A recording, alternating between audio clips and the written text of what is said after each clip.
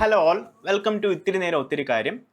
ഇന്ന് നമ്മൾ ഈ വീഡിയോയിൽ ഡിസ്കസ് ചെയ്യാൻ പോകുന്നത് കൺസർവേഷൻ മെത്തേഡ്സിൽ രണ്ട് രീതിയിലുള്ളത് ഇൻസിറ്റുവും എക്സിറ്റും ആണ്. അപ്പോൾ ഇത് തമ്മിലുള്ള മേജർ ഡിഫറൻസസ് നമുക്ക് പെട്ടെന്ന് ഒരു 4 മിനിറ്റിൽ കവർ ചെയ്യാം. ഓക്കെ, എന്താണ് വന്യജീവി സംരക്ഷണം? ഇൻസിറ്റു എക്സിറ്റു, ആ പേര് തന്നെ ഉണ്ടല്ലോ. ഇൻസിറ്റു എന്താണ്?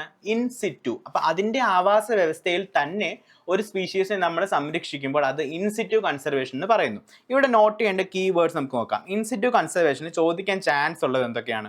മുഴുവൻ ആവാസ വ്യവസ്ഥയും സംരക്ഷിക്കുക, അതുവഴി ജീവിവർഗങ്ങൾക്ക് അവയുടെ സ്വാഭാവിക പരിസ്ഥിതിയിൽ പരിണമിക്കാനും പൊരുത്തപ്പെടാനും അനുവദിക്കുക എന്നതാണ് ഇതിന്റെ പ്രധാന ആശയം. അപ്പോൾ കോറായിട്ട് ഇൻസിറ്റു എന്താണെന്ന് മനസ്സിലായല്ലോ.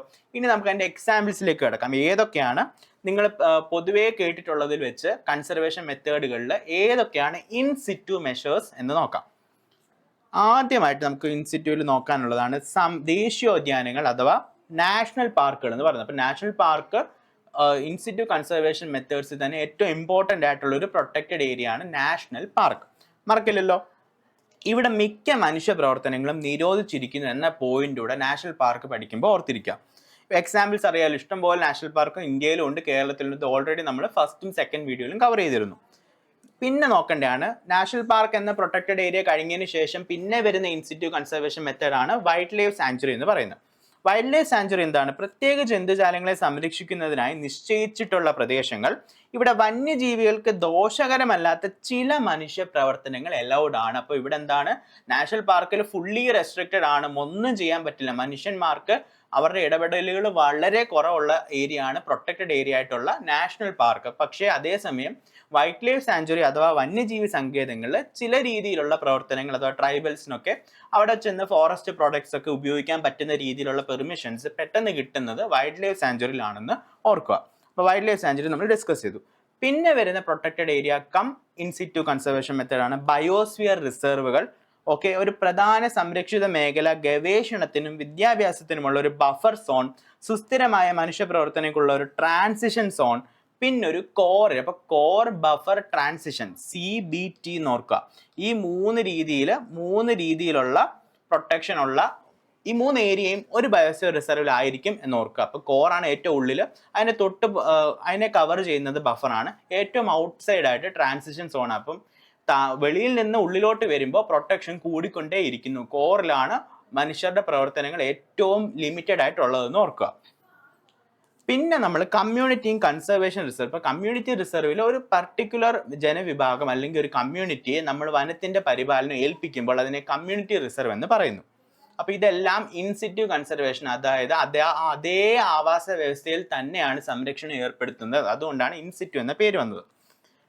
സേക്രഡ് ഗ്രോവ്സ് അഥവാ നമ്മൾ മലയാളത്തിൽ കാവുകൾ എന്ന് പറയും. ഈ കാവുകളും ഇൻസിറ്റു കൺസർവേഷന് ഉദാഹരണമാണെന്ന് ഓർക്കുക. കാവിന്റെ ഒരു ഇമേജ് ആണ് ഇവിടെ തന്നിട്ടുള്ളത്.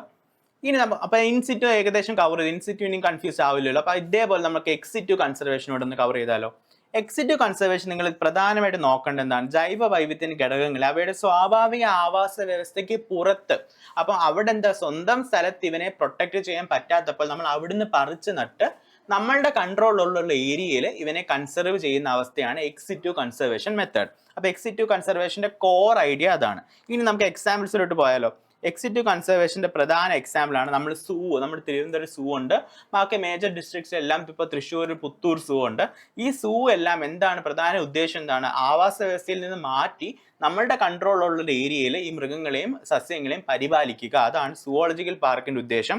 ഇത് തന്നെയാണ് ബൊട്ടാനിക്കൽ ഗാർഡൻ. അപ്പോൾ ഇവിടെ സസ്യങ്ങൾ മാത്രം പരിപാലിക്കുമ്പോൾ, ആവാസ വ്യവസ്ഥയ്ക്ക് പുറത്ത് സസ്യങ്ങളെ മാത്രം പരിപാലിക്കുമ്പോൾ അതിനെ ബൊട്ടാനിക്കൽ ഗാർഡൻ എന്ന് പറയുന്നു. പിന്നെ ഉള്ളതാണ് ജീൻ ബാങ്ക്. അപ്പോൾ ഓരോ സ്പീഷീസിനെയും ജനിതക കൈമാറ്റം, ആ ജനിതക ശ്രേണി നമ്മൾ എങ്ങനെയൊക്കെയോ കൺസർവ് ചെയ്യുന്നു. അത് ലാബ് കണ്ടീഷൻസിലായിരിക്കാം. ഇതിനെയെല്ലാം ജീൻ ബാങ്ക് എന്ന് വിളിക്കുന്നു. ഇതൊക്കെ എക്സിറ്റു ആണെന്ന് ഓർക്കുക. Ex situ means outside the original place. Seed ബാങ്കുകൾ അഥവാ വിത്ത് ബാങ്കുകൾ. വിവിധ സസ്യങ്ങളുടെ വിത്തുകൾ കുറഞ്ഞ താപനിലയിൽ, ലോ ടെമ്പറേച്ചർ, ഇതിന് മറ്റൊരു പേരാണ് ക്രയോജനിക് എന്ന് നിങ്ങൾക്ക് ഓപ്ഷൻസിൽ വരാൻ ചാൻസ് ഉണ്ട്. അപ്പോൾ ക്രയോജനിക് അഥവാ ലോ ടെമ്പറേച്ചറിൽ ഈ വിത്തുകൾ നമ്മൾ പരിപാലിക്കുമ്പോൾ അത് സീഡ് ബാങ്കുകൾ എന്ന് പറയും. ഇതും എക്സിറ്റുവിന്റെ എക്സാമ്പിൾ ആണ്.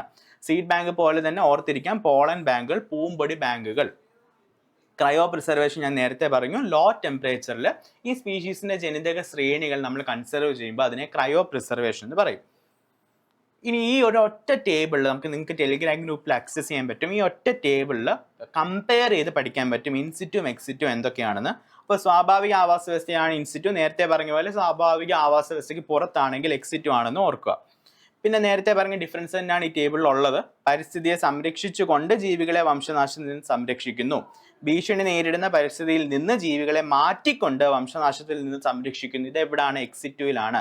പിന്നെ ഇവിടെ പ്രധാനമായിട്ട് നോട്ട് ചെയ്യേണ്ട ഈ പോയിന്റോട് നോക്കുക. അടിസ്ഥാന സൗകര്യങ്ങൾ, സാങ്കേതിക വിദ്യ, വ്യക്തിഗത പരിചരണം എന്നിവ കാരണം ചെലവ് കൂടുതലാണ്. എവിടെ? നമ്മൾ ലാബ് കണ്ടീഷൻസും പിന്നെ പ്രൊട്ടക്റ്റഡ് നമ്മളുടെ ഒരു കൺട്രോളുള്ള ഏരിയ ഒക്കെ ഡെവലപ്പ് ചെയ്യണമെങ്കിൽ അതിന് സ്വാഭാവികമായിട്ട് ചെലവ് കൂടുതലായിരിക്കുമല്ലോ. അപ്പോൾ ഈ ചെലവ് കൂടിയത് എക്സിറ്റുവിലാണെന്നും കൂടെ നോട്ട് ചെയ്ത് കൺഫ്യൂഷൻ ഇല്ലാതെ പഠിക്കുക. അപ്പോൾ ഇത് യൂസ്ഫുൾ ആണെന്ന് വിചാരിക്കുന്നു. Thank you all.